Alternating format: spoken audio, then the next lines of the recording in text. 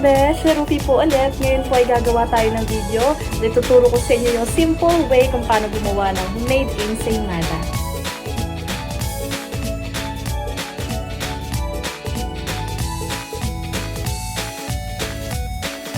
Ay mga kabes, ituturo ko sa inyo yung 5 easy steps kung paano gumawa ng homemade ensaymada. Step number 1, preparing a dough. Step number 2, kneading the dough for half an hour. Step number 3, dividing and shaping the dough. Step number 4, proofing a shaped dough for half an hour. Lastly, step number 5, baking the dough. Here are the list of the ingredients that we are going to use to make our homemade ensaymada. We have all-purpose flour. We're going to use also butter. We use also fresh milk. We need also an egg, a granulated sugar, dry yeast, salt, and Kraft cheddar cheese. Here are the ingredients list and the measurements. These are the overall ingredients for the dough. Flour measurement is 2.5 cup. Granulated sugar, we're going to use 2.5 tablespoons or 30 grams. For the fresh milk, we're going to use 1.5 cup or 30 ml. Measurement for dry yeast, 1 tablespoon. Butter, 3.5 tablespoons or 50 grams. Salt, 1 1/4 teaspoon. 2 pieces of eggs.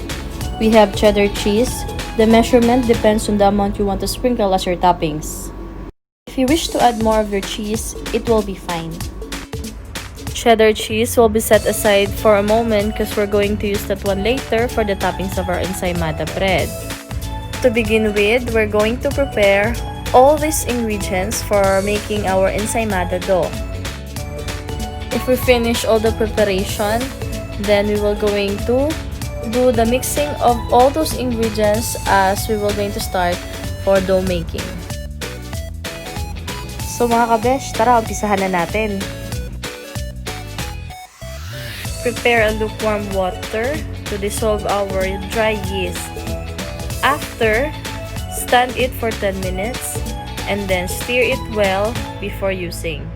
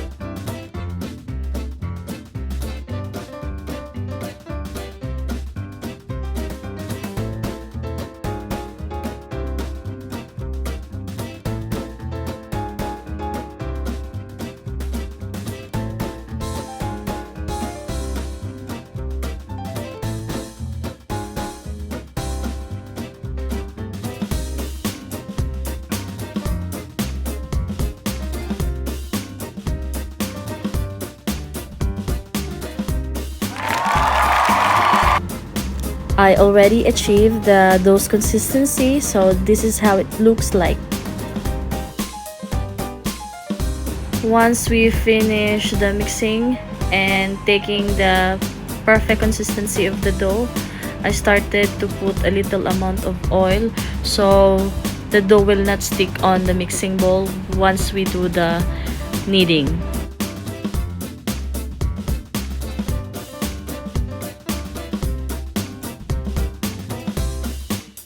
It's ready. We're going to cover it with plain wrap and a white cloth on top. After a few hours of kneading, the texture of our dough changes. It rises and double its size. You can see once you pinch your finger down, it is so very sticky, fluffy, and very soft. Next procedure we're going to do is to remove the dough from the bowl, and we will going to put it on the top of the table. But I put a plain wrap so it's more safe and clean. Here is the dough, very soft. I will start to remove it out from the bowl and put it on the top of the table. And we will start to do the stretch and fold motion so that the dough will be more firm and ready.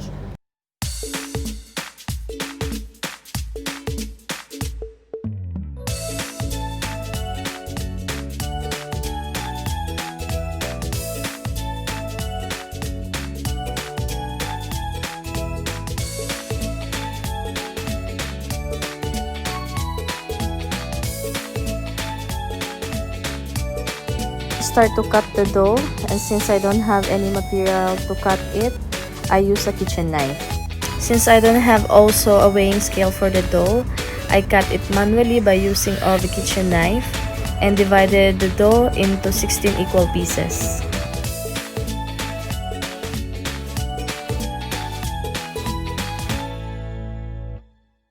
So let's start to shape the dough. Tuck in the edges of the dough towards the center and put a round circle on the surface to make and achieve a perfect round shape. Continue shaping your dough until you finish, and don't forget to prepare your bread pan. Wipe a bit of butter so while you're proofing, it will not stick on it. To make the bread more appealing, don't forget to prepare 1 beaten egg and 1 tablespoon of milk. Blend it together and wipe it on the top of the dough before putting it inside the oven.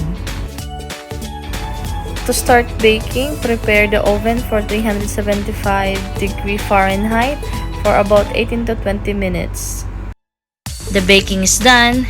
This is the finished product of my very own version of homemade Ensaymada. So ayun mga kabesh, natapos na po tayo sa video on how to make an easy way homemade ensaymada.